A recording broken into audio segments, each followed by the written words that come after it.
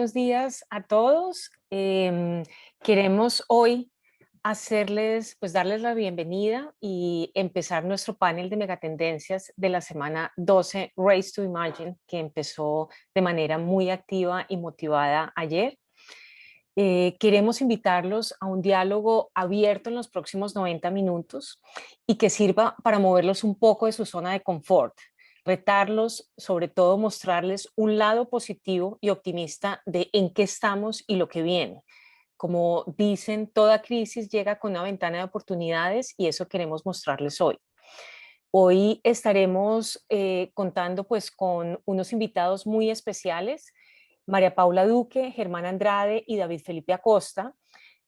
Sandra Vilardi y yo, profesoras de la facultad, haremos las veces de moderadoras y guiaremos un poco la conversación, pero serán ellos quienes nos darán pues su visión de estas grandes megatendencias y que ustedes también aprovecharán para identificar cuáles pueden ser o cuáles de estas megatendencias pueden ser también oportunidades para sus trabajos y sus proyectos de esta semana. Quiero mencionar solamente un par de temas logísticos. Por temas de agenda. María Paula Duque empezará la presentación. Ella hará la presentación hasta antes de las 9 y dejaremos un espacio para preguntas. Entonces, les pedimos que a través del chat vayan enviándonos sus preguntas y junto con Sandra vamos a estar coordinando, justamente recogiéndolas y pudiendo transmitirlas a los panelistas. Y David Felipe Acosta, quien está conectado ya, pero de manera más activa, después de las 9 estará de manera formal con nosotros y junto con Germán y con Sandra estaremos los cuatro guiando esa segunda parte del conversatorio. Entonces, los invitamos a todos a hacer sus preguntas y comentarios para irlos transmitiendo directamente a los panelistas. Entonces, María Paula, arrancamos contigo. Espérame un segundo y hago tu presentación formal. Entonces, María Paula Duque, quien ha estado muy cercana a la facultad, es experta en transformación digital, tecnología, telecomunicaciones y liderazgo femenino. Desde los 24 años, María Paula ha sido parte de equipos directivos de primer nivel en empresas de telecomunicaciones y tecnología en Colombia. Acostumbrada a trabajar en ambientes masculinos, ha navegado en un mundo corporativo a través de la férrea convicción del liderazgo femenino como un agente de cambio empresarial. Como viceministra de Telecomunicaciones de Colombia, participó en los procesos de cambio de Telecom, Irravisión y Adpostal.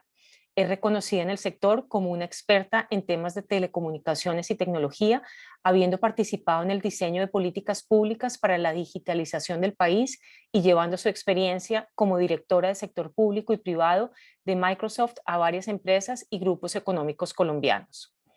Ha ocupado cargos en empresas de alcance latinoamericano como Avianca, donde fue Chief Customer Experience. Trabajó en Microsoft Colombia durante más de 10 años como directora de sector público y de segmento empresarial. Con amplia experiencia en regulación de telecomunicaciones en empresas como Telecom, ETV, EPM y viceministra de Comunicaciones de Colombia. Abogada de la Universidad de los Andes, con un MBA del INALDE en Bogotá, máster en Gerencia de Comunicaciones de Strathclyde University, Inglaterra, y maestría en Opinión Pública. Con una amplia experiencia en juntas directivas, ha sido parte del directorio de empresas como Internexa, Credibanco, Seguros Bolívar, Getcom, Deprisa y la Cámara de Comercio de Bogotá. Es miembro fundadoras de Mujeres TIC Colombia, miembro de Women in Connection y parte del consejo asesor del Med Community en América Latina. Y también es catedrática del Executive MBA de la Universidad de los Andes. Es una líder apasionada por los cambios empresariales, la transformación digital y la gestión del cambio y el liderazgo femenino. Entonces, María Paula, es un gusto para nosotros poder contar contigo hoy y bienvenida. Bueno, gracias por esa presentación, gracias a ustedes por esta invitación y confiemos que la red me deje hablar de corrido sin que se caiga y sin que el mundo digital en este caso juegue en contra. Gracias a Germán y obviamente a David Felipe, con quien además trabajé durante muchos años, que me complace mucho estar acá. Yo quiero invitarlos a hacer una reflexión de varias tendencias que creo que nos van a quedar como un gran aprendizaje del COVID. Y la primera de esas reflexiones es el poder de los atributos femeninos como una manera de hacer empresas distintas para el mundo post-COVID. En mayo del año pasado, la revista Forbes publica un artículo sobre qué han hecho las líderes globales diferente frente a los líderes para manejar el COVID. Y menciona particularmente a la primera ministra de Alemania, Taiwán, Nueva Zelanda, Dinamarca, Noruega, Finlandia e Islandia. Y si ustedes se fijan, esas mujeres no innovaron en el qué, innovaron en el cómo aproximaron la pandemia. La pandemia era la misma para todos. Ellas no salieron a hacer vacunas diferentes. Ellas pensaron en cómo comunicar ese reto, esa crisis de una manera diferente. Y hay un par de ejemplos que a mí me encantan y tal vez empezar por la de Dinamarca, cuya primera locución no fue una locución al país, sino un programa con niños menores de 10 años explicándoles qué era la pandemia, por qué debían tener susto, cómo cuidar a sus familias, y de hecho fue el primer país que pudo volver a la normalidad a los colegios gracias a una aproximación en el cómo comunicarse con la audiencia que más podía contaminar o regar la enfermedad. O vamos a ver a Angela Merkel, que seguramente ustedes han visto los videos recientes, donde además duran aplaudiendo las 7 minutos cuando se despide, pero que en su primera intervención le dice al país, este es un problema tan grave como lo fue la Segunda Guerra Mundial y necesito que su nivel de conciencia se eleve, sube y cambia. O la de Taiwán, que tomó 124 medidas para combatir la pandemia y que además dio a conocer de manera transparente y abierta los correos donde se sabía desde hace más tiempo en Wuhan que el COVID venía. Todos modelos diferentes en el cómo más que en el qué, pero sobre todo modelos que transmiten una serie de atributos que en mi opinión van a ser determinantes para las empresas en el mundo post-COVID. Y siempre me vuelvo a pensar y quiero proponerles que nos educan que lo femenino y lo masculino son opuestos, que el yin y el yang son cosas diferentes, que o somos yin o somos yang, o somos líderes femeninas o somos masculinas, y realmente creo que el COVID nos lleva a pensar qué de lo masculino debemos tener las mujeres y qué de lo femenino deben tener los hombres, y en este caso, qué de lo femenino van a tener que asumir las empresas para atraer mejor su talento, para gerenciar mejor su ambiente empresarial, para promover y fomentar ambientes más diversos y con mayor innovación. Y entonces creo que esa dicotomía entre la luz y la oscuridad, el yin y el yang, simplemente tiene que ser una mezcla y no una dicotomía. Y tenemos que tener atributos los unos y los otros para ayudarnos a gerenciar las empresas de una manera diferente. Como ustedes saben, pues yo estoy muy metida en temas de liderazgo en tecnología, entonces me he puesto a mirar qué mujeres han estado en la gerencia de la pandemia desde la ciencia y me encontré varios ejemplos. La primera, la mujer que dirigía el laboratorio de Wuhan, que decodificó el virus en menos de 72 horas y que hoy además, entiendo, está silenciada, aislada por el gobierno chino por haber tenido el valor de decir esto es lo que pasó, así pasó y aquí está la decodificación. O la científica que dirigió todo el proceso de investigación de AstraZeneca, que llevaba años en el laboratorio investigando y que la pandemia le dio la oportunidad de salir, darse a conocer y brillar. Pero la que más me gusta, les voy a decir la que más me gusta, es la directora del modelo de vacunación del Reino Unido, hoy un ejemplo a nivel mundial. Kate Bingham, una mujer que nunca había trabajado en el sector público, banquera de inversión, con excelentes conexiones en el sector de farma, que además cuenta en una entrevista apasionante en el Financial Times que cuando Boris Johnson la llama y le dice, yo quiero que usted lidere este grupo, ella le dice, perfecto, pero conmigo no se meta. O sea, perfecto, yo voy y le hago eso, pero a mí no me va a poner un comité ni me vaya a sentar 18 ministros, yo me comprometo y en 8 meses le entrego la estrategia de vacunación del Reino Unido. Y no solamente la entregó, sino que además ese grupo era grupo 100% sector privado, reportando al Ministerio de Comercio y no de Salud del Reino Unido, con gente experta en logística, y además ella compró lotes de vacunación enteros a todos los que estaban produciendo la vacuna para garantizar que tuvieran suficiente vacunas, y el Reino Unido la semana pasada dijo 67% de la población está vacunada. Podemos decir que estamos casi, dijeron ellos, un poco atrevidos en su declaración, COVID free. Pero lo que esta mujer fue capaz de demostrar, y además la atacaron, le dijeron que se ha gastado millones de libras en cosas que no necesariamente eran, y ella lo que dijo es, si yo sé hacer algo bien es saber dónde están los riesgos, si yo sé hacer algo bien es saber dónde está la gente que conoce esto, levanto el teléfono, compro las vacunas que necesitamos y aquí se las pongo, y en diciembre les dijo, señores, aquí está su task force, aquí están sus vacunas, hasta aquí llegué yo, la tarea está cumplida. Resiliencia, persistencia y de nuevo el cómo. ¿Qué es lo que hizo diferente? El cómo, comprar directamente, no acogerse a otros mecanismos y además ser capaz de utilizar un conocimiento de lo que ella había hecho antes para salir y ofrecérselo al sector público como una experiencia de gerencia diferente. Entonces, basado como en esas investigaciones que yo hago leyendo artículos de estas mujeres, hice una lista de atributos y el primero de esos atributos es la empatía. Las mujeres somos empáticas por definición. Al margen de que seamos mamás, tías, abuelas, primas, siempre estamos pensando en el otro, en qué necesita el otro, en cómo comprendo al otro. Y si ustedes se fijan, en innovación, si hay algo importante, es encontrar la ventana de oportunidad de lo que ese otro necesita, de ponerme en los zapatos del otro y construir productos. Y esa empatía va a ser un producto, una competencia fundamental, no solo para los ejecutivos, sino para las empresas post-COVID. Yo además veo un movimiento muy fuerte y yo creo que Germán va a hablarles de un tema que a mí personalmente me apasiona, que es sostenibilidad, pero yo creo que estamos pasando del mundo del shareholder al mundo del stakeholder, donde las empresas van a tener que responder más abiertamente, más conscientemente, más transparentemente hacia sus stakeholders con lo que el stakeholder necesita. Venimos de un mundo donde comunicamos al stakeholder, le decimos lo que hacemos. No, el stakeholder va a pedir y va a reclamar que hablemos lo que ellos requieren para ser exitosos. Y por stakeholders, no solamente me refiero a las comunidades con las que interactuamos en productos. Y si se fijan, la comunicación de las empresas durante el COVID es una comunicación más consciente de cómo me porto con mis empleados, cómo me porto con las familias de mis empleados, cómo respondo ante las necesidades de mis clientes, cómo actúo integralmente con el 360 a los stakeholders. Entonces, la empatía en la práctica va a ser capaz de comunicarnos y entablar diálogos de largo plazo con los stakeholders para adaptar nuestros productos, para adaptar nuestra estrategia, para adaptar la estrategia de sostenibilidad, para ser más conscientes y responsables ante quienes nos observan. Hay uno que a mí me encanta, la confianza. Hay un gráfico que encontré en una página que yo adoro que se llama Visual Capitalist, de las vacunas en el mundo desde la peste española hasta hoy en día, cuánto se han demorado. Y si ustedes se fijan, estamos viviendo un momento en la historia apasionante en investigación de vacunas y en uso de vacunas. ¿Por qué? Porque nos hemos atrevido a cambiar el proceso, nos hemos atrevido a hacerlo de una manera diferente, nos hemos atrevido a confiar. En últimas, porque no nos queda ninguna otra solución. O confiamos o no hay vacunas. Pero fíjense en la confianza en el ambiente empresarial. Miren, yo duré 10 años en Microsoft yendo a los directores empresariales a decirles el teletrabajo sí se puede. Dejen a su gente trabajar desde la casa, permítanles tener ambientes flexibles. Y la respuesta siempre era no. No, porque en la casa la gente no trabaja.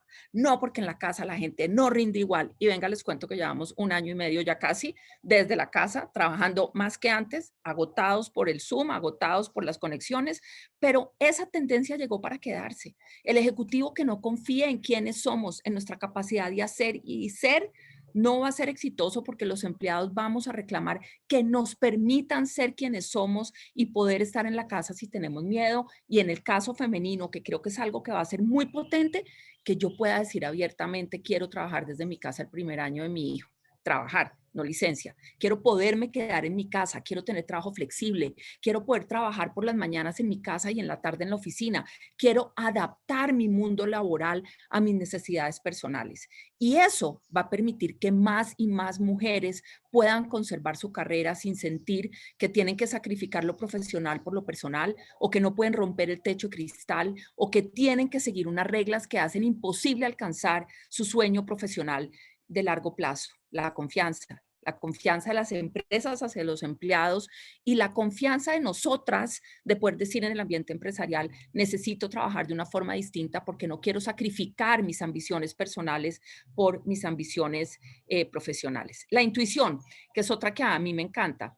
Ese sí sé que no sé dónde, esa cosita que uno dice, yo creo que ahí hay una oportunidad, pero pues uno al jefe no puede ir a decirle, óyeme, es que yo creo que ahí hay una cosa que puede funcionar, porque a uno le piden el ROI, el cuadro, el Excel, la proyección, y uno solamente tiene una intuición, una ventana, algo que le dice, ahí hay una oportunidad donde te puedes meter. Y las empresas vamos a tener que entender que la intuición puede ser un arma competitiva, que podemos arriesgarnos, que podemos probar y equivocarnos rápido. No pasa nada, pero es que nos han educado en un mundo empresarial donde la regla va primero, el proceso va primero, tenemos que saberlo todo perfecto. No, el COVID nos está enseñando que no hay que saberlo todo perfecto, que no hay una fórmula única, que hay que equivocarse, que si nos equivocamos rápido. ¿Qué han sido las historias de las cuarentenas o de los encierros? Pruebas y error. Todo el tiempo, rápido, pruebe, encierre, 3x4, 4x4, 7x7, 2 meses, 3 meses, y volvemos y arrancamos a ver si es que encontramos cuál va a ser la fórmula para salir del problema. Esto que estamos viviendo nos va a entrenar a observar el mercado de una manera diferente, a entender explicaciones no muy sofisticadas, pero a capturar rápidamente oportunidades que el mercado nos pone enfrente y que debemos permitirnos hacerlo distinto. La compasión, miren, la foto ganadora de WordPress del año pasado es la foto de una enfermera abrazando a un enfermo a través de una cortina de plástico en una sala de cuidados intensivos. Las mujeres somos compasivas, pero cuando llegamos al ambiente empresarial casi que se nos dice, sé dura, sé estricta, saca lo más duro de ti, aprende a portarte de una manera distinta. ¿Por qué? ¿Por qué? Si ser compasivas nos debería ayudar a tener un mejor ambiente, nos debería permitir crear empresas más generosas, nos permitiría ser más conscientes. Ejemplo de innovación de la compasión. Yo no sé si ustedes han visto las manitas del amor. A mí ese ejemplo en innovación me parece absolutamente conmovedor. Enfermeras en la hora de almuerzo que dicen, somos poquitas y cómo le podemos coger la mano a los enfermos en las salas de cuidados intensivos para que sientan que no están solos cuando están dormidos y conectados. Y entonces una brasilera dice, ¿por qué no hacemos en los guantes de cirugía, los llenamos de agua caliente y ponemos los guantes calientes sobre la mano de los enfermos para que ellos sientan que alguien tiene su mano cogida mientras están en cuidados intensivos? Y otra dice, no, eso no va a funcionar. Y otra dice, bueno, pues probemos a ver si funciona. Y se van y lo hacen y crean una cosa que se llama las manitos del amor, una mano caliente cogiéndole la mano a un enfermo. Compasión, capacidad de equivocarnos, observación, intuición, resiliencia. Tratemos, no perdemos nada. Un mensaje súper poderoso de cómo pensando en el otro podemos cambiar procesos y podemos hacer las cosas de una manera diferente. Comunicar. A las mujeres nos dicen que nosotras hablamos mucho. Les voy a decir una cosa, los estudios demuestran que no hablamos mucho. Lo que pasa es que hablamos muy poquito en el ambiente empresarial. Y cuando hablamos piensan que hablamos mucho, pero hablamos lo que hay que hablar en la misma proporción de los hombres, porque entre otras cosas nos portamos igual, pero nos observan diferente. El 52% de la población del mundo somos mujeres. El 80% de las decisiones de consumo del mundo se toman directa o indirectamente por una mujer. Las empresas tienen una opción: entender que esa población está ahí, comprender o integrar esa población a sus modelos de negocios y a pensar en nosotras de una manera diferente. Porque vamos a ver un poquito de cifras. Solo 25 mujeres de salud del mundo son mujeres. Menos del 10% de las primeras ministros o presidentes o líderes del mundo son mujeres. Entonces, ¿dónde está esa voz y esa visual para entender lo que la mujer necesita a largo plazo? Si ha habido un segmento que ha sido afectado por el COVID, es el empleo femenino, un decrecimiento gigante del empleo femenino por varias razones. La primera, porque en el momento en que los hijos se quedan en casa, alguien tiene que quedarse con esos hijos. Y la mayoría de las veces son las mujeres las que deciden asumir esta tarea, sacrificando su empleo para poder asumir tareas del hogar. Pero además, porque el pago igualitario no existe y muchas de estas mujeres ganan menos en sus hogares que los hombres de sus hogares. Y en ese momento, cuando dicen nos encerramos, hay que tomar una decisión: quién se queda en casa y quién continúa trabajando. Y la decisión casi que económica es que trabaje el que más gana y se quede en casa el que menos gana. Una herencia del COVID va a ser pensar diferente, que debemos pagar igual hombres y mujeres. La cifra de la Organización Mundial del Trabajo dice que nos vamos a demorar 267 años en cerrar la brecha de género, 267. Y este mes, que es el Día de la Madre, además, cada vez que abro una aplicación y ofrecen regalarme aspiradora, lavadora, secadora para el Día de la Madre, yo realmente digo, hay que regalar teléfonos inteligentes. El estudio de la UIT sobre brecha de género trae estadísticas impresionantes de cómo las mujeres, por no tener nivel de ingreso adecuado, carecen de las herramientas de tecnología que requieren para hacer su trabajo en casa, para dar a sus hijos el acceso a educación en casa y para no tener una brecha digital. La brecha está ahí. Y las empresas de este mundo, que va a ser un mundo difícil post-COVID, a través de su conciencia, deberían reconocer que esa brecha está y encontrar mejores maneras de cerrar esa brecha. Eso, además, nos va a permitir que las mujeres podamos ser actores de cambio. Miren, muchas veces me dicen, pero ustedes lo que quieren es ser una cifra. Les digo, no, nosotros no queremos ser una cifra. Y yo particularmente soy, más que feminista, ultra femenina. Yo soy una combinación de Mafalda y Susanita caminando por mi casa todos los días. Y no creo que haya que escoger entre el yin y el yang para poder estar en el mundo profesional. Pero lo que las empresas están perdiendo es la mirada femenina para la construcción de nuevos productos. Empezada la pandemia, salió un artículo de una página con todo el comité de tecnología del país para encontrar la solución de la pandemia. Ni una mujer. Y no es porque sea técnica la que tiene que estar ahí, es porque la visual de usuaria, la visual de cliente, la visual de qué necesita una mujer desde el punto de vista de una aplicación, de una tecnología, es absolutamente crítica para incluirla en el ambiente laboral y personal.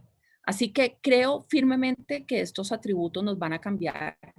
Particularmente creo que el COVID cambió el discurso de la persona vulnerable y la empresa siempre fuerte hacia una empresa vulnerable y empleados fuertes que ayudan a sostener esa empresa, hacia empresas más conscientes, más empáticas, con más compasión, con mayor apertura a probar nuevos modelos de negocio e innovación.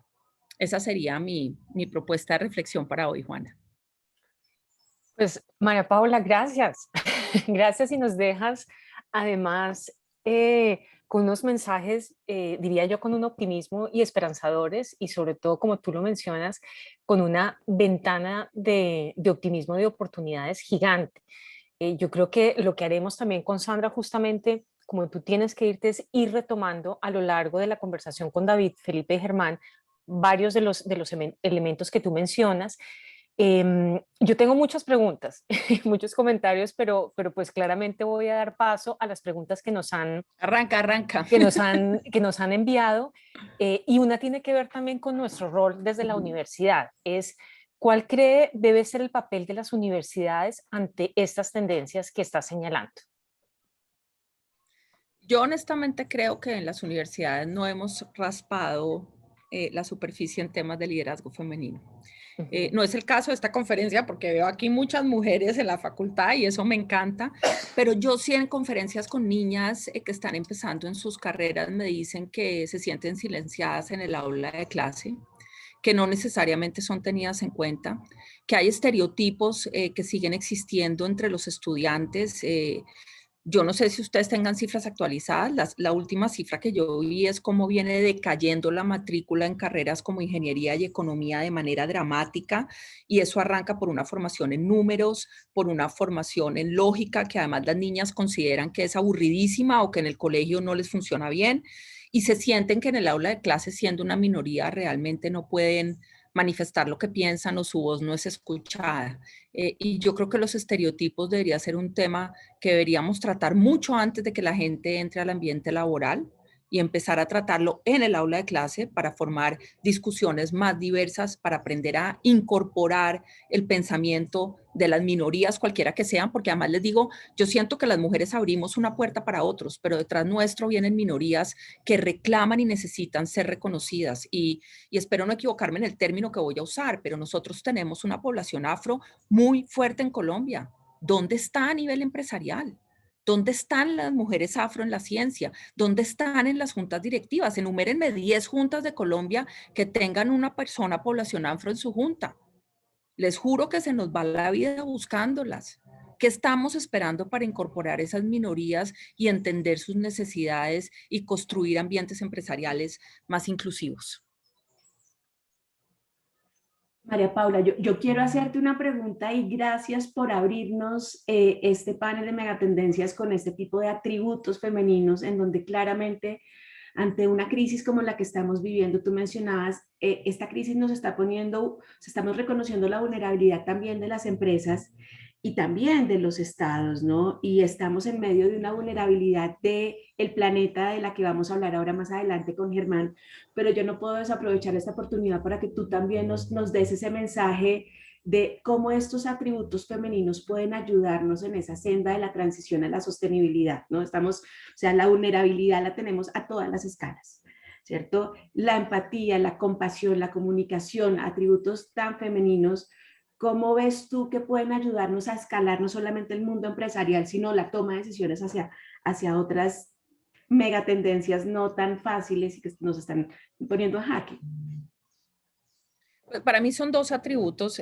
Uno es el sentido de propósito. Las mujeres actuamos siempre con sentido de propósito y hay estudios de reputación empresarial que demuestran que enfrentada a la toma de decisión como consumidor de dos productos iguales, las mujeres siempre escogemos la marca que nos diga más sobre cómo se porta esa empresa o qué tipo de cosas hace en el mercado.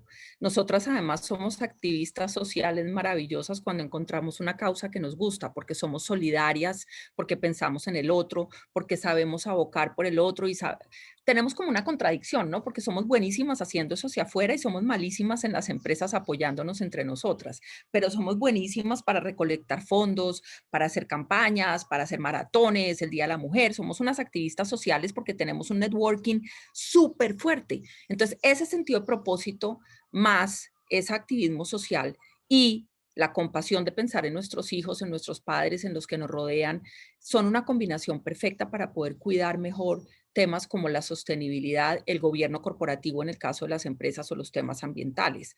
Así que esa voz, esa visual de mujer también es importante para poder pensar en un mundo más allá del corto plazo y un mundo más consciente en el largo plazo.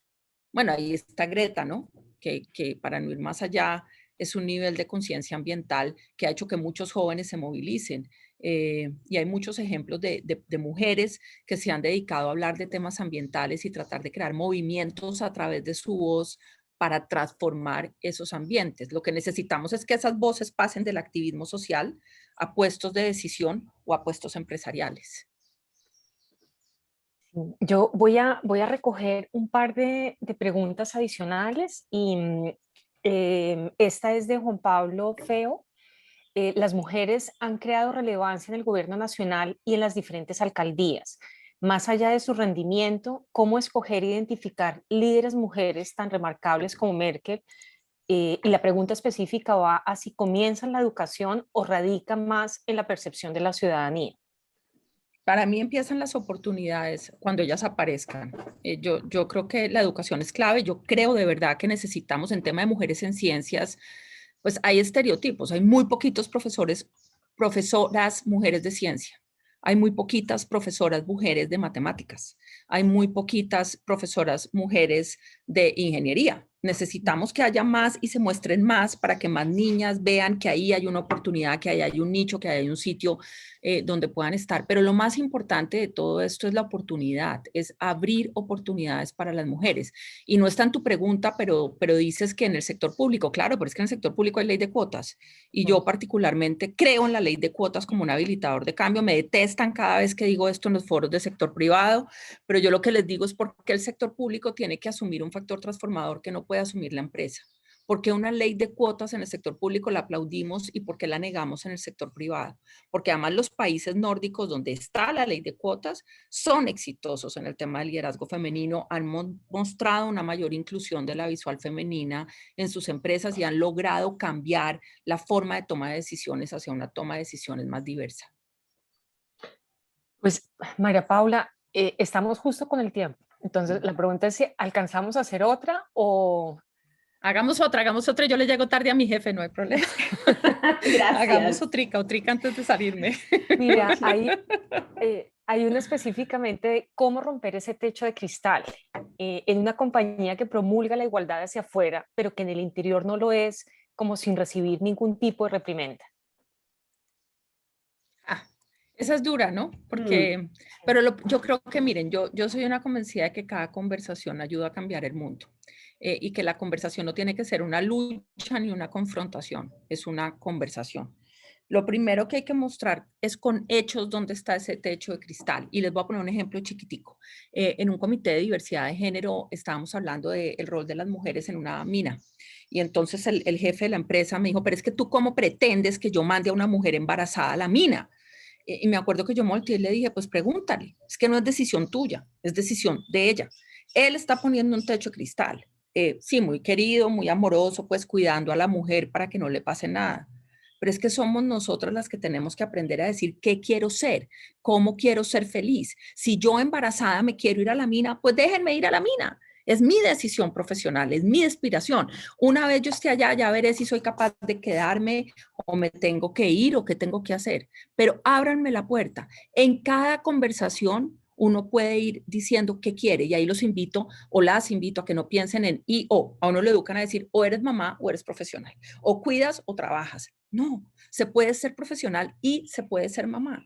Y ahí yo siempre digo es y o, es yo. Yo soy la que tomo las decisiones, pongan las conversaciones, levanten la mano, rompan el techo cristal y luego esperen a ver qué reacción produce su empresa. Porque muchas veces es la empresa la que no es consciente y no sabe cómo manejar el tema. Y son los ejemplos de vida personales y las conversaciones personales las que ayudan a construir un ambiente más inclusivo donde el techo cristal se pueda romper.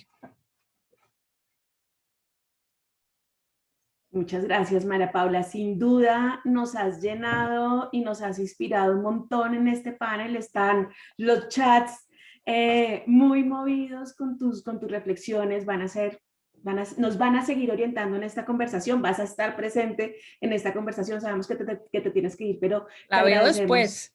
Por La veo favor. grabada para poderlos oír. Claro que sí. Muchas gracias quiero oírlos. por tu Así que liderazgo. on streaming, pero pues me da mucho pesar tenerme que ir. Gestionamos la incertidumbre, María Paula, pero nos quedamos con tus mensajes. Mil gracias por inspirarnos. A ustedes, gracias. Chao, salgo volando. Los Buen veo día. después. Muchas Chao. gracias. Gracias. Muchas gracias. Bueno, Juana, yo creo que después de esta introducción fantástica, muy a escala humana, muy a escala de lo que está pasando en estas últimas décadas, que a veces no es tan claro evidenciarlo, y María Paula creo que nos dejó unos mensajes muy poderosos para nuestros estudiantes, para que en estos retos ellos puedan identificar esos valores detrás de, en medio de una crisis, ¿no? Creo que es muy inspirador. Yo veo a nuestros profesores también muy emocionados con las palabras de María Paula. Y si te parece, yo creo que vamos a saltar como de esa mirada de la visión femenina, vamos a pasar a otra megatendencia, que es la de la sostenibilidad. Yo intentaba hacer un salto para que al final con David podamos hacer ese punto medio, pero quiero dar ese salto hacia los temas de la tendencia de la sostenibilidad y tenemos un invitado de la casa, un profesor que ha sido un innovador también, porque Germán Andrade es biólogo de formación, pero ha aportado de manera fundamental a cómo los biólogos pueden aportar a la toma de decisiones en lo público, en lo privado. Y permítanme que quiero contarles un poquito sobre Germán Andrade. Él, como les comentaba, pues es biólogo egresado de nuestra universidad, tiene una maestría en estudios ambientales del School of Forestry and Environmental Studies de la Universidad de Yale, es profesor distinguido en nuestra facultad y actualmente también se desempeña como investigador del Centro de los Objetivos de Desarrollo Sostenible. Germán ha sido profesor visitante en la Universidad de Sana de Perú, en Yale, en Roskilde University. También se ha desempeñado como consultor nacional en temas de desarrollo sostenible, los temas de biodiversidad, de cambio climático, ordenamiento territorial. Es experto invitado de la plataforma intergubernamental científico-política sobre biodiversidad y servicios ecosistémicos, la IPBES, que es como la hermana gemela del panel intergubernamental de cambio climático, pero este panel es exclusivamente para los temas de biodiversidad y servicios ecosistémicos. Germán ha sido subdirector científico del Instituto Humboldt y lleva muchos años creando una gran escuela en la que yo he estado aprendiéndole también de cómo poder crear esos puentes entre la ciencia y la toma de decisiones. Así que, Germán, es un gusto tenerte con nosotros, es un gusto que nos orientes y que podamos hablar sobre los temas de la sostenibilidad que en el mundo empresarial, digamos, tiene muchos matices, pero yo creo que es muy importante que podamos hablar sobre precisamente ese gran marco global en el que estamos. Hay un marco complicado, complejo. Todos los días estamos escuchando hablar sobre el cambio climático, el calentamiento global, la pérdida de biodiversidad. ¿Qué tanto ese marco nos está afectando a la sociedad en general y al mundo empresarial? Y cómo podemos enmarcar esta tendencia un poco preocupante, no, muy preocupante, y cómo luego podemos, en este trabajo que estamos realizando esta semana del Race to Imagine, cómo podemos aterrizar esto que está pasando en lo macro a los retos de cada una de las empresas. Así que buenos días, Germán, y te escuchamos. Bueno, muchas gracias, Sandra. Realmente muy inspirado. Y creo que el reto que tengo en este momento me encanta, es muy interesante porque tú hablas de un salto. Y yo diría que María Paula nos ha dado algunos elementos para conectar ese salto. Estamos viviendo una crisis del modelo, digamos, de desarrollo, es evidente, ya vamos a conversar algunos elementos, pero que yo diría que es una crisis de la racionalidad. Hemos construido un mundo eficiente, un mundo de razón, de causa-efecto, de la necesidad de explicar las cosas antes de llevarlas a la práctica de las organizaciones. Y creo que esa es la crisis que estamos viviendo, es una crisis de la racionalidad. Y por eso los elementos que nos da María Paula son tremendamente positivos para nosotros poder entender la crisis y proponer una transformación. Cuando uno habla de desarrollo sostenible, las palabras que nunca encuentra en lo que está escrito en desarrollo sostenible es empatía, compasión, resiliencia, solidaridad. Encuentra competitividad, encuentra cada cual en lo suyo, encuentra eficiencia, pero no encuentra resiliencia, compasión y empatía. Entonces, digamos que el gran reto que tenemos aquí es construir un modelo de pensamiento sobre el desarrollo sostenible que nos equilibre ese yin y ese yang de la sociedad occidental y que estamos padeciendo. Porque la crisis del COVID es una crisis de salud pública impresionante. Pero déjeme decirle una cosa. La Plataforma Intergubernamental de Biodiversidad y Servicios Ecosistémicos produjo el año pasado un documento contundente, donde está diciendo, esta no es la última de las pandemias, y las pandemias se están originando por la degradación y pérdida de la biodiversidad, nada más ni nada menos. Las causas de pérdida de la biodiversidad y las causas de esta pandemia son las mismas. Y no es retórica, son muy específicas. Son el consumo de animales silvestres indiscriminado en los mercados de Asia, y la deforestación, que es un tema que nosotros vivimos en Colombia de una forma muy aguda. Son esos dos elementos de la pérdida de la biodiversidad que nos conectan a través del misterio de los virus. Los virus son las entidades de la biota, de la vida tal vez más misteriosas porque pareciera que no tienen una razón de ser en sí mismos. Los virus saltan desde los animales silvestres. En los ecosistemas naturales están llenos, miles, son decenas de miles de virus que existen en los animales silvestres, misterio de la evolución, y que a través del consumo de animales silvestres en los mercados de Asia y que a través de la deforestación saltan a la vida humana, a las comunidades humanas y se vuelven una calamidad de salud pública como la que estamos viviendo en este momento. Entonces, digamos que nosotros tenemos definitivamente un entorno de insostenibilidad. Sobre eso el cambio climático es tal vez el que más ha entrado en la opinión pública. Recuerden la semana pasada la invitación del presidente Biden a todos los jefes de Estado del mundo a que digan cuáles son sus contribuciones al cambio climático. Pero también muy interesante la semana pasada, de una vez por todas queda claro que esa separación racional entre biodiversidad y cambio climático no se soporta desde la ciencia. Son dos caras de la misma moneda. Hemos alterado el ciclo del carbono, hemos llenado la atmósfera con gases de efecto invernadero y el ciclo del carbono es justamente el ciclo de la vida, la química del carbono. somos parte de ese ciclo. Entonces, el llamado, digamos, que nosotros podemos hacer a los estudiantes es a que entendamos ese entorno de insostenibilidad, que es difícil de entender y muy difícil de comunicar. Por supuesto, el reto mayor es de comunicación. Y ahí yo quiero poner un último elemento antes de que entremos a ver la parte positiva o la parte de oportunidad.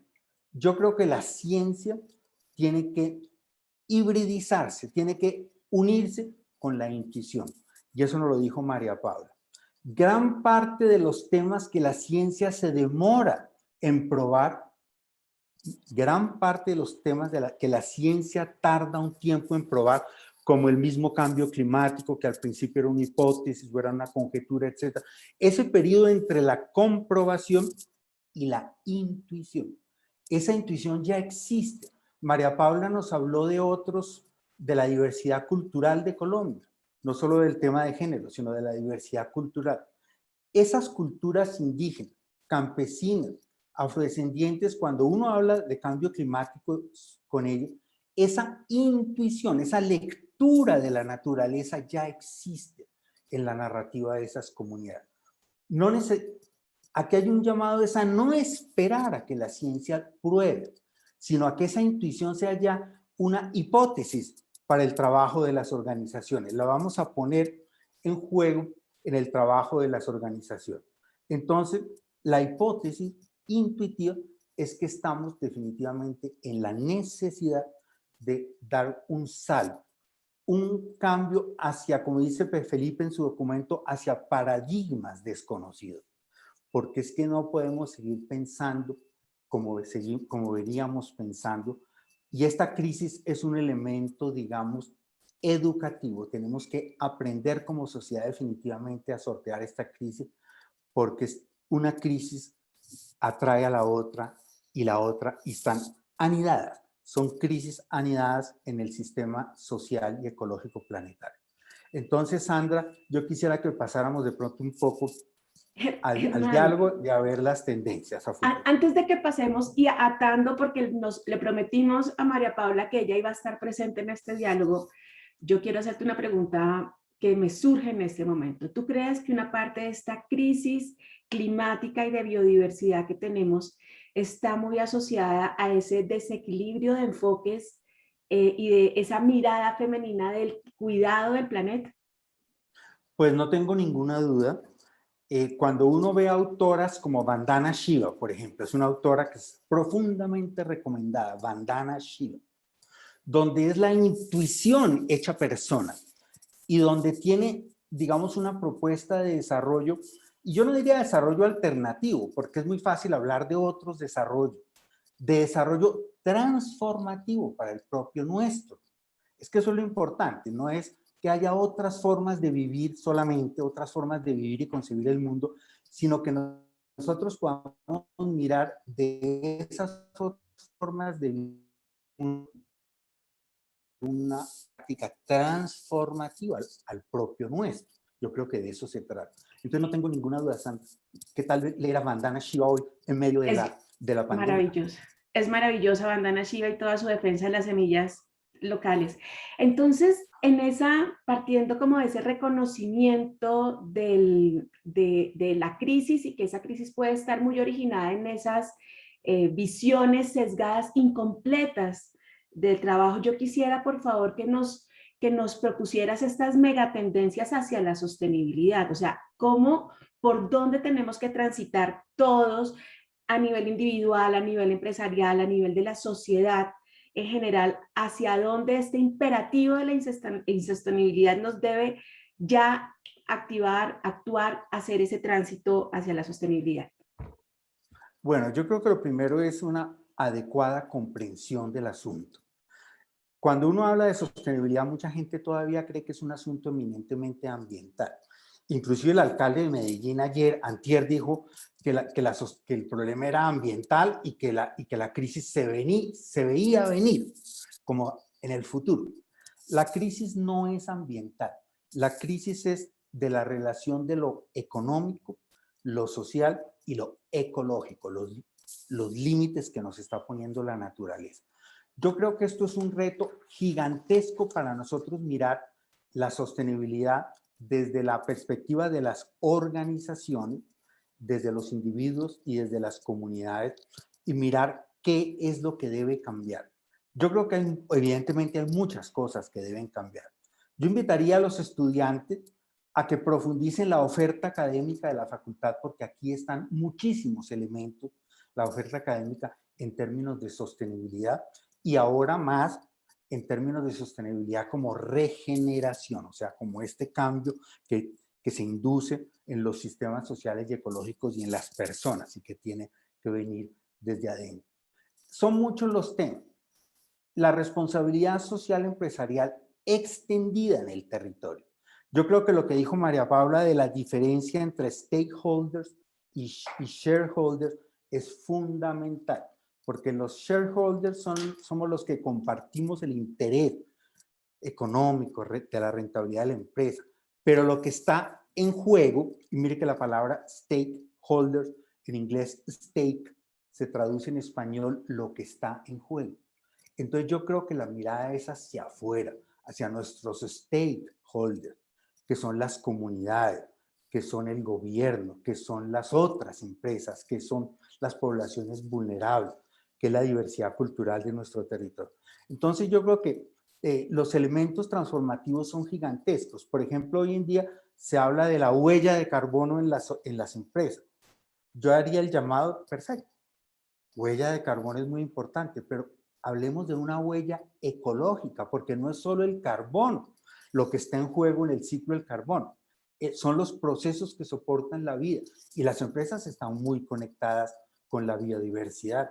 Existen varias escuelas, digamos, de sostenibilidad ambiental que están estableciendo una equivalencia o una proximidad entre la huella de biodiversidad y la huella de carbono en el desempeño de las empresas. Por ejemplo, nomás para hablar de cómo nos estamos certificando y cómo nos estamos evaluando a nosotros mismos.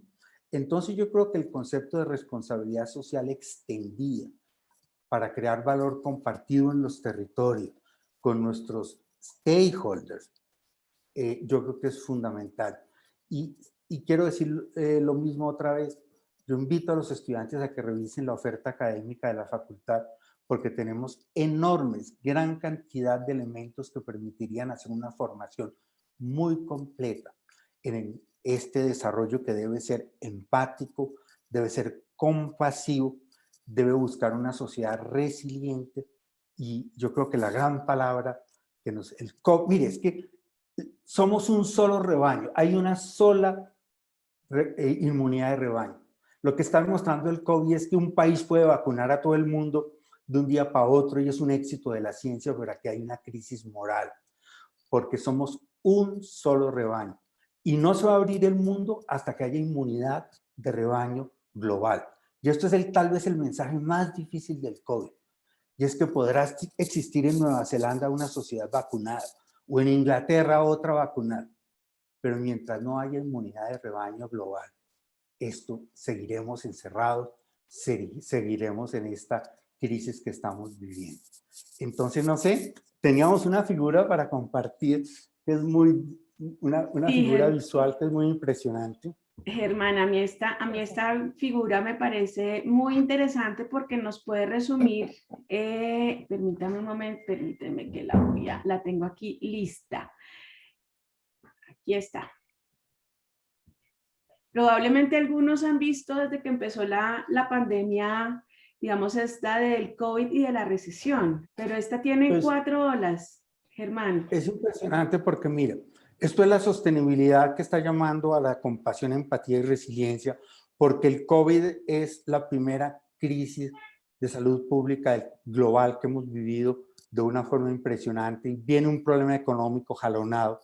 O sea, de eso se va a hablar y hemos hablado mucho, la pérdida de empleo, etcétera, pero se anuncia claramente cómo se viene una crisis climática que ya estamos viviendo. Cuando digo se viene es que se acentúa, ya la estamos viviendo. Y tal vez detrás de todo, la ola más contundente es ese planeta vivo, ese planeta de la vida, donde nosotros, del cual somos parte, están colapsando los sistemas ecológicos. uno tras otro, y eso es lo que se llama el colapso de la biodiversidad. Entonces, ¿dónde están aquí las empresas? Pues por supuesto que las empresas, las organizaciones, estamos en todas las olas, como nos mencionó María Paula, la crisis del COVID, algunos de los elementos, digamos, que implican a las empresas, la recesión ni más faltaba, imagínense todo el tema de la crisis financiera, cambio climático, transición energética y biodiversidad como la gran oportunidad. En Colombia tenemos la mitad del territorio todavía cubierto de ecosistemas silvestres, muchos habitados. Entonces, realmente tomar no retóricamente, sino tomarlo muy en serio, que la biodiversidad es tal vez una de las grandes oportunidades de nuestro país. Germán, muchísimas gracias y esta imagen de las olas también es muy diciente.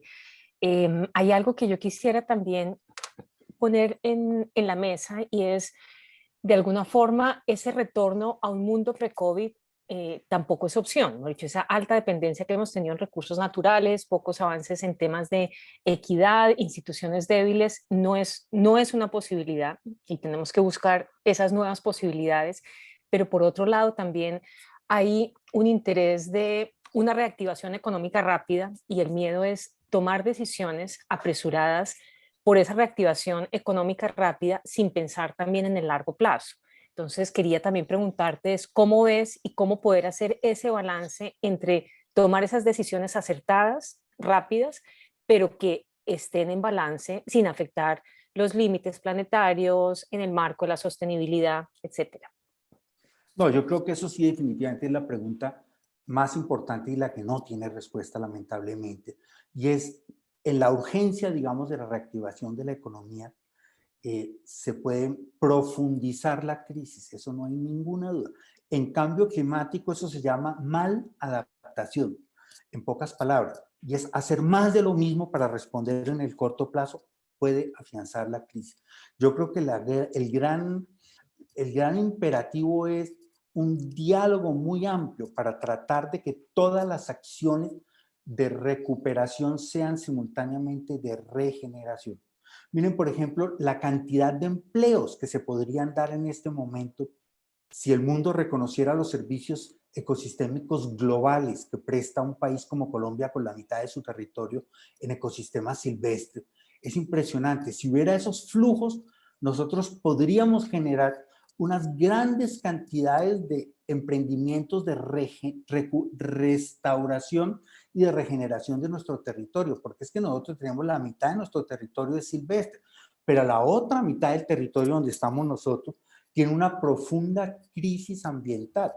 Entonces, ¿eso cómo se resuelve? Eso es trabajo, eso es empleo, eso es gente dedicada a ese proceso de regeneración de la sociedad y de la naturaleza. Entonces, es el gran reto.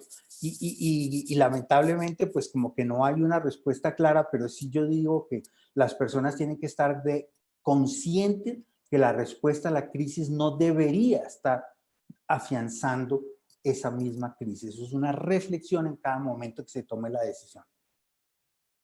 Germán, muchas gracias. Yo creo que aquí tenemos un reto, así como nos decía María Paula y nos inspiraba con esos valores femeninos, tenemos un reto que también hace parte de esos mensajes inspiradores de esta semana desde sus orígenes y es necesitamos reconocer entre todos nuestra interdependencia en un mundo cada vez más conectado, pero nuestra ecodependencia en la medida que necesitamos reconocer que la sociedad, la economía, las empresas dependen fundamentalmente del funcionamiento, del buen funcionamiento de este planeta y necesitamos ahí hacer un tránsito importante. Muchas gracias por tus reflexiones. Vamos a tener más adelante un momento de preguntas y otros diálogos, pero queremos darle la bienvenida a David Felipe. Juana, Gracias. yo creo que eres tú la mejor, la más adecuada para que pueda presentarlo y yo luego le haré un par de preguntas. Perdón que el tema de silenciar y poner es lo que nos hace un mal juego siempre en todas las reuniones. Nosotros aprovechando también que tuvimos cambios de última hora, tuvimos también que hacer ajustes, María Paula solamente pudo estar al inicio, David Felipe se unía después. en medio de ese manejo de la incertidumbre, y yo no sé si ahí podríamos decir también intuición coordinada con Sandra y conmigo, está fluyendo muy bien la conversación frente a los temas que cada uno tenía previsto. Entonces, justamente con David Felipe, pues vamos a aprovechar obviamente su experiencia de trabajo desde el sector energético y es cómo poder hacer esa transición energética. Y también queremos tener la conversación con él hacia el tema de digitalización, que es parte de lo que nos permite hoy tener un panel de megatendencias con 521 participantes, David Felipe en Roma, yo en Boston, María Paula no supe dónde estaba, pero cada uno en lugares diferentes pudiendo tener este diálogo. Entonces, la idea es poder aprovechar y poder profundizar con él. Entonces, David Felipe es padre de familia, orgulloso de su esposa, sus hijos y de toda su familia. Es un apasionado por entender las nuevas tendencias que la humanidad tiene por delante, con posibilidad de crear bienestar, además de un convencido del valor que aporta la integración de diferentes disciplinas para la economía.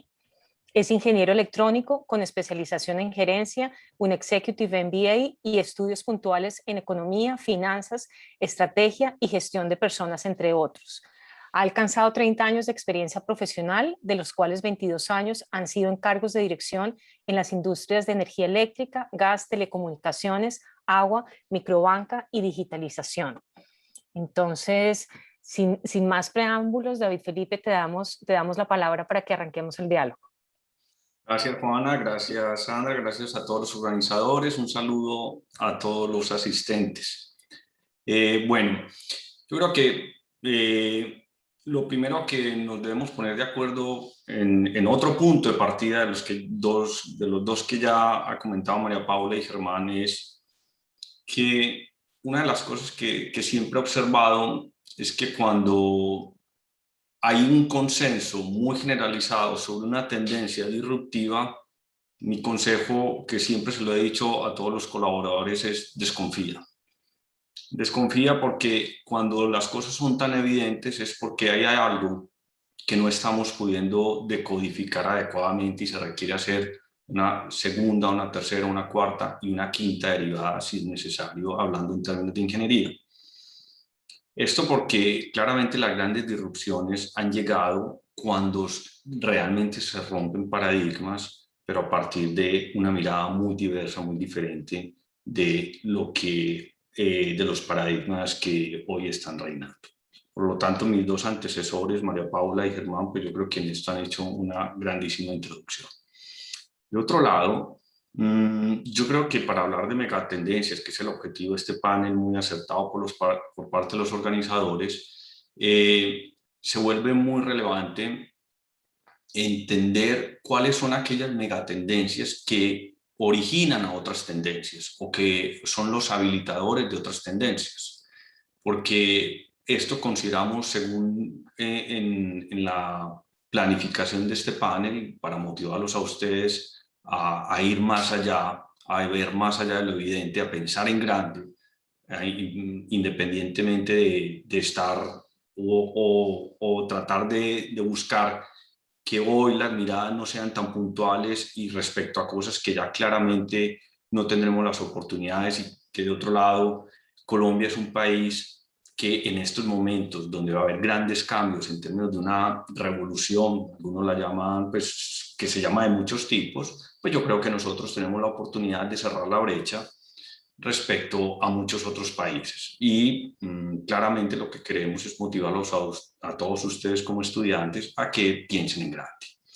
Finalmente, decirlo desde este punto de partida que va a ser muy relevante considerar que hay elementos ya, o sea, las tres megatendencias que hoy voy a comentar rápidamente, que no va a poder ser muy exhaustivo por efectos de tiempo, pero que estas tres megatendencias tienen una característica especial y es que ya vemos con una alta probabilidad de ocurrencia que esto vaya a habilitar esas otras tendencias porque ya se va volviendo evidente, dado diferentes variables, diferentes perspectivas, que se va viendo evidente que sin lugar a dudas estamos frente a tres megatendencias que se volverán muy importantes y que entrelazarán y originarán muchas otras. Y hablemos de la primera. Entonces, la primera podemos llamarlo una ecuación difícil de resolver. Así la he bautizado yo y básicamente vamos a mirarlo de la siguiente manera. Por un lado, la humanidad, los países, las comunidades, las industrias aumentarán y requerirán casi 10 veces más de la energía que hoy se requiere a nivel mundial y en general por todos los países. Pero de otro lado, tenemos que eliminar, no reducir, y eso luego lo explico bien esa diferencia, eliminar las emisiones de efecto invernadero, llámese dióxido de carbono, óxido de carbono o metano, que son lo que se llama equivalentes de emisión carbono. Esta ecuación tiene que producir el resultado de esta ecuación, por un lado el aumento de la demanda y por otro lado la necesidad imperiosa con fecha de caducidad, que es la gran diferencia respecto a las otras revoluciones que se han dado, es al 2050. ¿Por qué?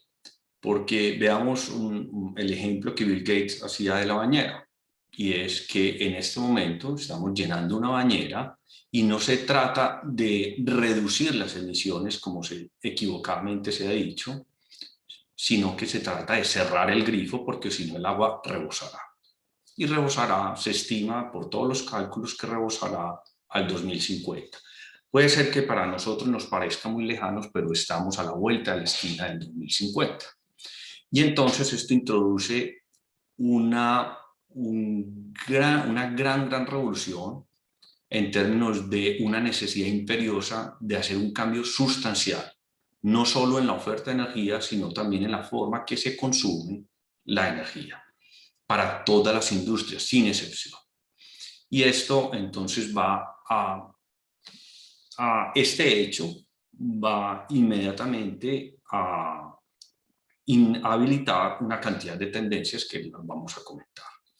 La primera de ellas es que de no resolver rápidamente el problema del cambio climático, y esto me disculpan ser tan resumido en algo tan complejo, pero lo voy a tratar de mostrar simple, que me parece mejor de esta forma,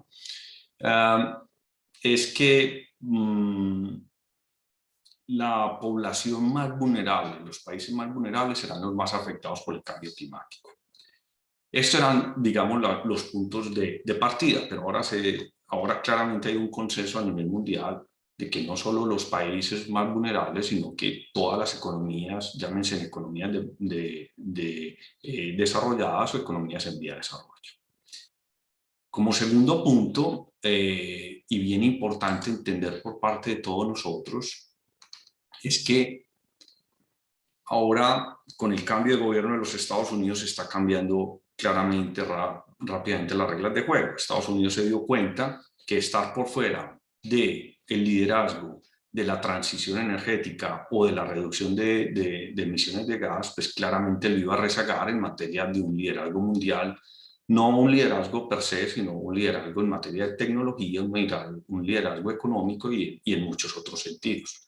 No es gratuito que ahora el gobierno haya dado, digamos, un cambio, un giro completamente a decir que a partir de ahora Estados Unidos va a liderar el cambio climático, pero claramente aquí lo que hay es una gran competencia entre las dos potencias que se avecinan, que es China, que por un lado comentó que reducirá al 2060 sus emisiones o eliminará al 2060, que este es un compromiso inmenso, ahora lo vamos a ver por qué, y Estados Unidos que ahora comienza y Europa. De otro lado, todo este gran reto, una de las cosas que cada vez quedan más claras es que el energético por excelencia que podrá resolver esta ecuación es la energía eléctrica y no el consumo de combustibles fósiles. Recordemos que no se trata de reducir las emisiones, sino de eliminar las emisiones. Y todo lo que sea derivado del petróleo, la gasolina, el ACPM, el gas natural, cualquiera de esos combustibles son emisores de o dióxido de carbono, óxido de carbono o metano, que es más complejo porque tiene un poder de 70 veces al óxido de carbono en cuanto a cambio climático. Entonces, será la energía eléctrica y el hidrógeno verde. Ustedes me imagino que han oído últimamente hablar del hidrógeno, de diferentes tipos de hidrógenos. Lo llaman, por diferenciarlos, el hidrógeno negro, el hidrógeno azul y el hidrógeno verde. Los dos primeros pues no serán viables y el hidrógeno verde será básicamente en la capacidad de almacenamiento de toda la energía que se generará por tecnologías renovables como la eólica o la fotovoltaica. Es claro que y aquí en esto yo quiero invitarlos a reflexionar sobre los paradigmas, porque esto se habla mucho, pero prácticamente hoy la misión que tenemos es decantar esto un poco más claro. Se habla mucho siempre de que las energías eólicas, fotovoltaicas resolverán el problema. Sí, lo ayudarán a resolver en gran parte, mas no todo. De hecho, el problema de la generación de energía es el 27% de las emisiones mundiales. Es decir, afortunadamente en Colombia tenemos una matriz energética muy limpia por las hidráulicas, cosa que solo digo que el problema de las hidráulicas es la emisión de metano de sus cuerpos, de sus espejos de agua. Pero se ha comentado que en la gran mayoría de los países la generación es una generación térmica, una generación con combustibles fósiles. Esto representa el 27% del problema. Con esto les quiero decir que resolver el tema de la generación no será suficiente. Ahora bien, sí ayudará mucho la energía limpia, como la eléctrica producida por renovables o el hidrógeno verde, ayudará a resolver la otra parte de la ecuación que falta resolver. Porque ¿cuál es la otra parte? Todo lo que son los sistemas de producción a nivel mundial, llámese cemento, llámese vidrio, llámese el acero, llámese todos los componentes de plástico, la gran mayoría, casi el 90%, se hace a partir de uso de combustibles fósiles en gran intensidad por la gran industria, y esto representa el 31% del problema mundial. De otro lado está la cría de animales y el consumo, la cría de animales para el consumo humano y el cultivo, que representa el 19%, la movilidad de personas, que mucha gente piensa que la solución vendrá de la movilidad de personas. Sí, obviamente, y será necesario resolverlo al 100%, pero representa un 10% del problema mundial. Y calentar y enfriar todos los procesos de calentamiento y enfriamiento que tenemos en los hogares, en las industrias, en los comercios, pues que representa un 7%. ¿Qué quiere decir esto? Esto lo que quiere decir es que hay que resolver la generación, la producción de la energía, pero por otro lado tenemos que cambiar drásticamente toda la forma que hoy concibimos de cómo se producen las cosas. Y esto de entrada es, por eso quería decir que esto va a requerir mucho capital de inversión, mucha innovación, muchos incentivos por parte del gobierno, muchos riesgos, porque claramente en una ventana de tiempo muy corta, el mundo tendrá que cambiar la forma en que concibe todo. Entonces, ejemplos clásicos, el transporte, pues ya estamos viendo que aparece el transporte eléctrico y el transporte a hidrógeno como una solución, perfecto. La generación ya lo comentamos, pero todos los demás procesos de producción que ustedes conocen y que han visto, la forma en que cultivamos, la forma en que se utiliza inclusive los productos orgánicos, la forma en que se abona, todos esos procesos humanos que hoy entendemos, conocemos, cambiarán y tendrán que cambiar. Es inevitable. Por lo tanto, con esto yo les quiero decir que, como todo en la vida, uno puede ver el vaso medio lleno, medio vacío. Yo los invito a que lo vean medio lleno, y es la humanidad se volcará a resolver esta ecuación y tendremos un gran cambio de muchos paradigmas. Eso, consecuente a eso, los gobiernos hoy, a raíz de la pandemia, una de las dos cosas que están juntando, y esto lo estamos viendo muy claramente aquí en Europa, en los Estados Unidos, y Colombia también está ya, yo estoy empezando a ver ya, y en Latinoamérica, que seguimos todos los países, una beta de esto, es que todos los Recovery Fund para activar la industria, los gobiernos están empezando a hacer dos cosas. ¿Cómo reactivar la industria? A partir de empezar a incentivar proyectos que empiecen a trabajar en la transición energética. Cuando ustedes escuchen hablar del término transición energética, están escuchando de resolver esta ecuación. Más necesidad de energía, cero emisiones de carbono al 2050. Entonces, va a haber grandes capitales de inversión y riesgo. Aquí viene ya algo más concreto para todos ustedes, que los fondos privados para fomentar los emprendimientos, las startups, ya cada vez es una tendencia que van a preferenciar todas aquellas startups, emprendimientos que estén trabajando en la vía de la transición energética. Transición energética como un concepto general como el que acabamos de hablar. No se trata solo de la generación, que es algo muy particular, sino del concepto general. De otro lado, habrá una mayor conciencia del vivir y vivir ecológicamente sostenible. Y esto producirá un cambio en todas las dinámicas de consumo. Lo que se llama la economía circular, consideramos nosotros que va a florecer y va a acelerarse, y todo lo que se llama extensión de la vida útil de los productos. Entonces, esto que es un buen ejemplo son muchas cosas, es decir, en lo que no se va a concebir posteriormente por el consumidor es que compre algo para desechar rápidamente. Por lo tanto, va a cambiar la forma de la cual empacamos, va a cambiar la forma en la vida útil de los activos, la depreciación de los activos, si lo quiere uno ver desde el punto de vista financiero y económico, etcétera, etcétera. Lo otro que va a aparecer es que como estos activos van a tener que ser más sofisticados desde muchos puntos de vista, porque serán más costosos para cumplir el requisito de cero emisiones, ojo con esto, tanto para las empresas, para el comercio y para el consumo final de las personas, los activos tendrá la tendencia a compartirse más, el sharing de activos. Entonces, ejemplos ya empezamos a ver, unos, solo que lo que les quiero decir hoy es que esto se extenderá a muchos campos que hoy no imaginamos, y hoy vemos que las bicicletas eléctricas se comparten, entonces ya hay compartimiento de carros eléctricos, el Airbnb es compartir activos que hoy cada vez los gobiernos europeos y norteamericanos necesitan una certificación de que las viviendas son cero emisiones, por lo tanto esto se va a compartir porque será costoso adecuar las viviendas, etcétera, etcétera.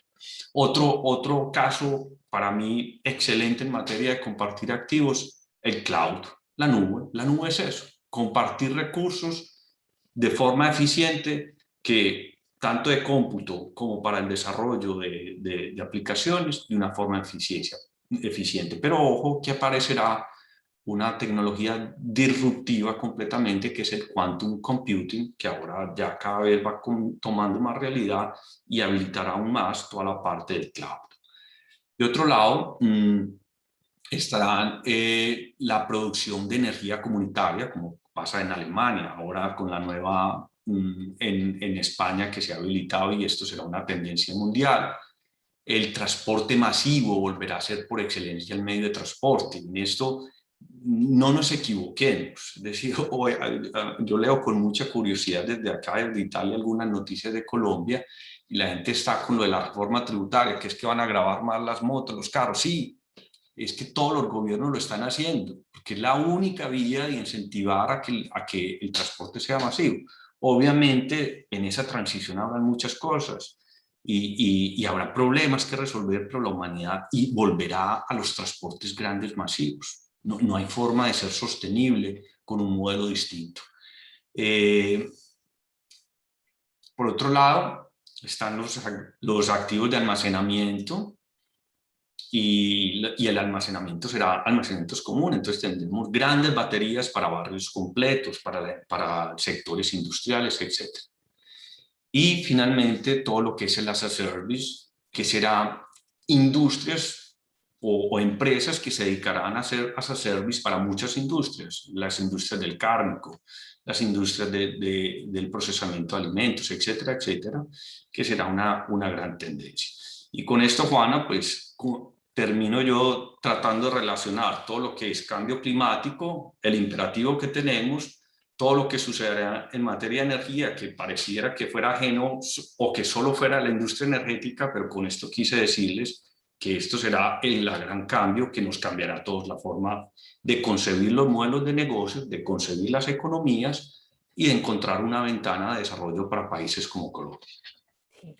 David Felipe, pues muchísimas gracias y también por haber hecho ese hilo.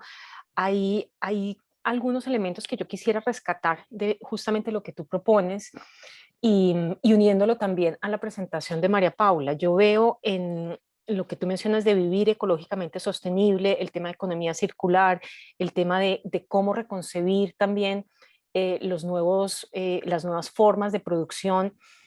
Eh, un componente de confianza muy grande. Incluso los ejemplos que tú mencionaste de Airbnb y de otras pues, nuevas plataformas como economía colaborativa llevan también implícito algunos de estos atributos que ella mencionaba. Para una energía comunitaria, para un tema de transporte masivo, hay un tema también de empatía, pero hay un tema también de confianza y de confianza en el otro.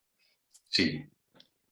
Y yo lo que quería también mencionarte, porque además me parece súper interesante para los proyectos que ellos están haciendo en este momento, porque no es ver el tema energético como eso súper lejano, sino cómo lo trajiste justamente a aterrizar a todas las industrias y a todas casi que las decisiones de consumo que podemos tomar nosotros como individuos. Yo sé que tú también tenías el tema de digitalización y sé que estamos cortos de tiempo, pero yo creo que en el momento en el que estamos y sobre todo como en esta época que nos ha tocado vivir, que a nosotros mismos como universidad nos tocó replantearnos y pasar a la virtualidad de manera muy rápida, no sé si pudieras rescatar algunos elementos importantes de esta megatendencia de digitalización. Vale, Juana, seré muy rápido como para poder cumplir el tiempo, pero como tú lo has dicho, esta es una megatendencia que, a mi modo de ver, desafortunadamente se reduce o se interpreta o se lee de una forma muy reductiva. Y en esto, igual que lo acabo de hacer con la anterior, trataré de ser explícito de lo que esta tendencia madre o tendencia nuclear, cómo dispara otras tendencias. Lo primero que decir es que una digitalización es óptima o es aceptable solo si produce beneficios comprobables. Eso, por favor, ténganlo bien claro todos ustedes como estudiantes. ¿Y cómo se comprueba eso? Lo primero es que sean escalables, es decir, que se comienza con un primer MVP y luego se puede expandir a muchos otros conceptos y de ahí viene todo el concepto de plataforma. Lo otro es que sea económico, sostenible económicamente y sustancialmente. Lo otro es que produzca mayores ingresos o mayores eficiencias que se trasladan al consumidor y a la demanda o a la misma compañía, lo cual será mucho más importante. Produce, ya lo dije, un efecto medioambiental relevante, producirá mayor bienestar, y en esto es muy importante porque estamos viendo plataformas que claramente hoy no producen bienestar. No voy a entrar en eso por efectos de tiempo, pero en otra ocasión me encantaría hablar de eso. Pero resuelve sí barreras de acceso y elimina cadenas de intermediación que mejoran el valor. Hablemos de tendencias que se originan de las plataformas y entendiendo que es un curso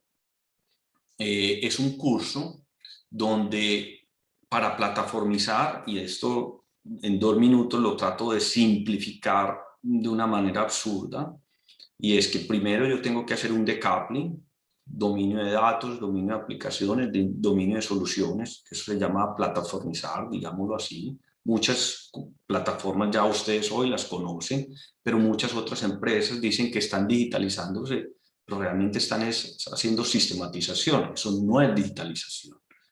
Para digitalizar tienes que hacer ese decoupling, luego hacer Advanced Analytics e introducir inteligencia artificial en algunas partes de los procesos donde se puede mejorar, y finalmente toda la validación en cadena. Esta secuencia es lo que yo he llamado una secuencia estándar para realmente que será una secuencia estándar para prácticamente todas las industrias y muy pocas se quedarán por fuera, prácticamente ninguna. Tendencias de estas plataformas y esta digitalización. La primera, las divisas digitales públicas. Ya, por ejemplo, China lanzó el Yuan, está experimentando con el Yuan digital. Facebook ha anunciado la moneda que se llama Libra. Y Estados Unidos claramente no quiere quedarse atrás para no perder la hegemonía en la moneda internacional, que es el dólar, la moneda de referencia. ¿Cuál es la gran diferencia con el blockchain, con el blockchain y todas las criptomonedas? Que estas tienen un respaldo real de un banco central, como el de China, por ejemplo, un respaldo real, que hay una trazabilidad completa de las transacciones y hay una identificación de quién hace las transacciones. ¿Y esto por qué? Porque con esto se evita el lavado de dinero y los gobiernos entrarán a revisar el tema de impuestos. Se van a reducir las volatilidades, esto es bien importante. Crecerán a raíz, por ejemplo, una pandemia como esta, claramente está acelerando estas monedas digitales y reducirá sustancialmente todos los costos de transacción y los costos de transacciones fronterizas y la rapidez y la seguridad de las transacciones. Esto yo creo que es bien importante. ¿Cuál es otra tendencia que surge de la digitalización y que creo que será muy importante para nosotros analizarla? El crowdworking. El crowdworking va a permitir el acceso tanto en el tiempo requerido como especializado en múltiples disciplinas, disciplinas especializadas o súper especializadas para cualquier persona. Ustedes podrán a través de plataformas acceder a conocimiento de personas en cualquier parte del mundo y que ya existen y muchas, ya hay varios ejemplos donde ustedes para crear una startup pueden acceder a una persona que sepa de energía nuclear, por decir algo, y contratarla por un tiempo. Esto, de otro lado, da mucha flexibilidad a los ciclos económicos, a los ciclos. La mejor ejemplo es aquellas zonas donde viven de las pistas de esquí, que es esa, que en verano obviamente no hay nadie trabajando en los esquís y se pueden emplear en otras cosas. O los ciclos dentro de un mismo día. De otro lado, va a tener el empleado una flexibilidad porque siempre no se preocupen, no se dejen nunca engañar de las situaciones, de las transiciones. Las transiciones siempre traen lo que yo llamo muchas oscilaciones y requiere un fine tuning. Siempre vean las cosas con una ventana de tiempo más larga. Entonces, el empleado va a tener una mayor flexibilidad de empleabilidad, podrá utilizar sus múltiples habilidades y tendrá también forma de realizarse de forma distinta. Yo podría estar trabajando en una compañía de energía, pero a la vez también estar trabajando en un museo como crítico de arte, porque ambas cosas me gustan. Y aquí es lo primero que les quiero decir, es que no se dejen confundir. Los gobiernos entrarán a crear nuevas regulaciones laborales o modelos parafiscales, de un lado para asegurar, digamos, la estabilidad y el modelo pensional para las personas que se adhieren a estos modelos y de otro lado para asegurar esos huecos temporales que pueden existir. Todo el debate que se ha dado en Colombia respecto a Rappi, yo lo llamo temas de una transición, pero tarde o temprano el gobierno colombiano entrará a regular esto de una forma que motiva el crowdworking porque tiene beneficios para esa nueva forma de ver el mundo que llamó Germán y que llamó María Paula, y por otro lado resolverá el lado de la persona individual y de las familias y la seguridad, digamos, laboral y pensional de las familias. Están los crowdfunding, otra tendencia, y claramente aquí habrá una eliminación de los intermediarios y los especuladores. Un buen ejemplo es Rockstar o BlackRock, que son crowdfunding que permiten ahora invertir en startups de una forma directa a través de estas plataformas.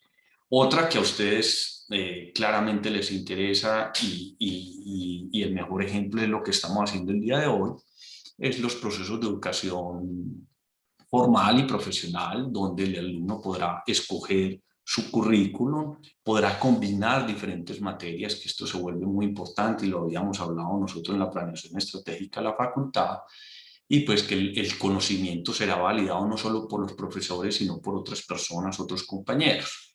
En esto pues hay mucha literatura, la universidad en esto viene trabajando incansablemente para entender esto y poderlo incorporar en sus procesos y en sus currículos.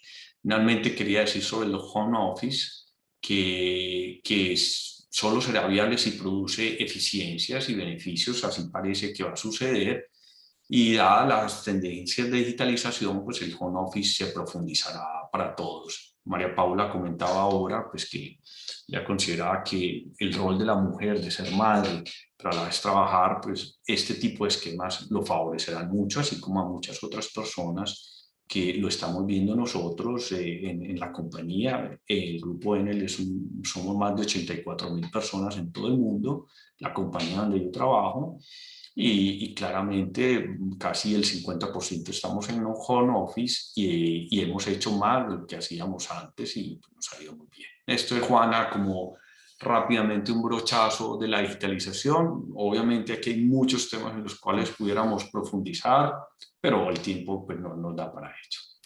Sí, Sandra, sé que tú quieres intervenir, entonces, dale. Gracias, Juana. David, mil gracias. Creo que nos dejas elementos fundamentales para que nuestros estudiantes en esta semana de los retos los tengan muy claro, esa transición energética, esa dependencia energética y la urgencia, como tú bien lo dices, ya no de reducir, el tiempo de reducir ya pasó. Necesitamos ahora eliminar emisiones y hacer ese tránsito a fuentes que no emitan gases de efecto invernadero.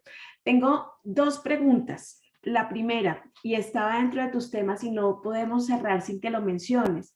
Este tema de la digitalización, David Felipe, también incluye muchos temas de ese acceso a la información, información privada, el tema de las libertades, ese tema de la regularización del acceso a la información. Estamos entrando también en una etapa en donde ese tema de la libertad y el control de la vida y de los datos es muy crítico. Quiero por favor que nos hagas una mención sobre este tema y yo quisiera pedirte por favor que también nos hagas hay varias preguntas del público que están muy dirigidas a cómo hacemos para acelerar por parte de los gobiernos estos incentivos a la transición. Si bien es cierto, las empresas tienen una posibilidad mucho más rápida y más ágil de iniciar transiciones y de decidir sus inversiones para hacer el tránsito, ¿cómo hacemos? Por ejemplo, en Colombia ahorita estamos en esta coyuntura de la reforma tributaria. ¿Cómo crees tú que por dónde podría ir este tema? Entonces, libertades y regulación y datos y este tránsito en cuanto a las políticas económicas para las transiciones hacia la sostenibilidad. Buenísima la pregunta. Mi primera recomendación a toda la audiencia es que no se dejen llenar de miedo, porque la incertidumbre produce miedo, eso es natural del ser humano. Y todo lo desconocido produce miedo, a todos nos produce miedo lo que no conocemos. Entonces, mi invitación es que debemos ser muy críticos frente a las cosas que se nos presentan por delante. Es decir, críticos en un sentido de espacio-tiempo, porque las cosas también tienen tiempo para consolidarse. Entonces, yo digo, claramente lo que estamos viendo en materia tecnológica, en muchos sentidos, es una transición, y las transiciones producen desconciertos, las transiciones producen volatilidades, las transiciones producen errores, aciertos, errores, aciertos, errores, aciertos, hasta que se va convergiendo. Pónganse ustedes en la situación, en los zapatos de alguien que en Inglaterra, en Gales, en el año de 1860 con la máquina a vapor, pues eso sí sentían miedo por el desplazamiento de la mano de obra. Entonces, eso es lo primero. Lo segundo, respecto a tu pregunta, Sandra, es que al contrario de lo que se piensa, y esto es bien importante para todos entenderlo, es que los estados, se piensa que va a haber más desregulación frente a todo esto que va a venir. Yo creo que mi recomendación y lo que hemos visto nosotros es que va a ser todo lo contrario, va a haber más regulación. Y precisamente para resolver cosas como las que tú me estás planteando, todo el movimiento de protección de datos, vuelvo y repito, lo que estamos viendo es una transición, entonces todo esto son ajustes, que es que los datos se están volviendo una fuente de ingresos, que es que la privacidad, etcétera, etcétera, que lo que pasó con las elecciones, todo eso es cierto. Nada de eso es falso, pero también hay que verlo en una perspectiva de tiempo. Resulta que ahora los gobiernos se pusieron pilas y empezaron a regular todo eso. Es más, la próxima semana ya anunció Apple que lanzará la versión 14.5 de iOS, donde el usuario podrá para todas las apps decir qué se comparte y qué no se comparte.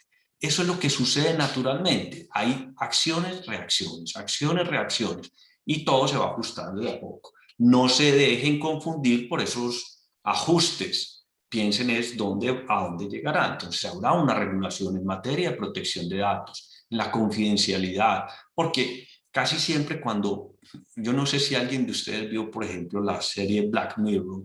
Cuando yo terminaba de ver esa serie, que me la recomendó mi hijo, y yo quedaba de nervios. Claro, porque todo es un poco oscuro para nosotros, pero no, tranquilos que la humanidad en los últimos 200 años ha ido encontrando la forma de cada vez de mejorar su bienestar. Pero en todo esto hay un proceso de transición. Entonces, los países regularán más, mucho más de lo que se pensaba. Y muchas de las tecnologías que hoy se piensan desregularizadas tenderán a ser regularizadas. Esto todos los gurús lo han dicho. Y si a algo le tiene miedo hoy Facebook, por ejemplo, por poner cualquier ejemplo, es a eso. ¿Sí? Y saben que tendrán que acomodarse sí o sí a las regulaciones. Entonces ya, por ejemplo, en Australia, Facebook le dijeron, usted no entra si no es con estas condiciones, por ejemplo. Y así eso será, digamos, la tendencia en materia de regulación para todos los países. Esa es como mi recomendación, Sandra. Muchas gracias, David Felipe. Juana. Sí, por tiempo, y ya nos han mandado varios mensajes de alarma, queríamos poder pasar todas las preguntas a los panelistas, pero por tiempo ya nos toca cerrar. Primero, pues darle las gracias a David Felipe, a María Paula y a Germán por realmente una conversación súper interesante. Yo creo que aprendimos muchísimo, tomamos nota y sobre todo yo creo que podemos trasladar no solamente esta conversación a lo que es esta semana de los proyectos, sino yo creo que a todas las clases. Yo creo que nos quedó sonando muchísimas de las reflexiones que ustedes prepararon y muchísimas gracias. Yo creo que como mensaje final, y antes, Sandra, de pasarte la palabra, es sí estamos en un momento de crisis, eso es inevitable y es un momento de crisis además que toca tomar acción. Esto no es de planear, ustedes todos lo hablaron, es decisiones y decisiones muy rápidas, pero también nos da unas oportunidades muy grandes. Muchas de estas crisis llevan a periodos de innovación y periodos de tomar riesgos. Los tres mencionaron la palabra riesgo.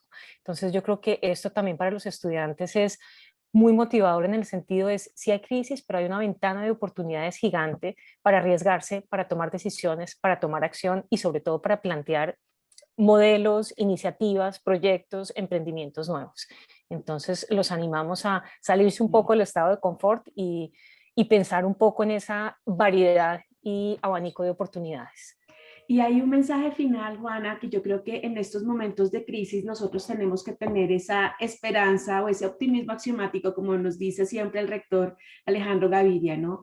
Nunca antes en la historia de la humanidad habíamos tenido tantas herramientas para poder enfrentar una crisis. Tenemos el conocimiento acumulado de tantos siglos, de tantas disciplinas, tenemos la interconexión, tenemos las capacidades, tenemos el reconocimiento de que tenemos nuevos valores que incorporar a la sociedad, esta mirada femenina, los otros conocimientos tradicionales, reconocernos dependientes e interdependientes de la sociedad y de la naturaleza. Tenemos una gran cantidad de ingredientes para poder transitar en esta crisis de salud pública, económica y climática de la mejor manera que lo hemos podido hacer los humanos. Intentemos evitar más sufrimiento, pongamos en trabajo toda esa sabiduría humana que la hemos aprendido a lo largo de la historia. Y chicos, ustedes estudiantes y los profesores, pues esta semana nos va a ayudar a poner por delante eso, ¿no? Lo que somos los humanos y lo que hemos sido los humanos detrás de muchas crisis que hemos pasado. Así que creo que este ha sido un panel maravilloso. Esperamos que les haya inspirado a todos ustedes, que terminen de tener una semana de retos fantástica y que efectivamente, como dice Juana, estos mensajes no solamente sean útiles para esta semana, sino para el resto de nuestro camino académico en la Universidad de los Andes. Muchas gracias para todos y para todas. Muchas gracias. Muchas gracias a todos.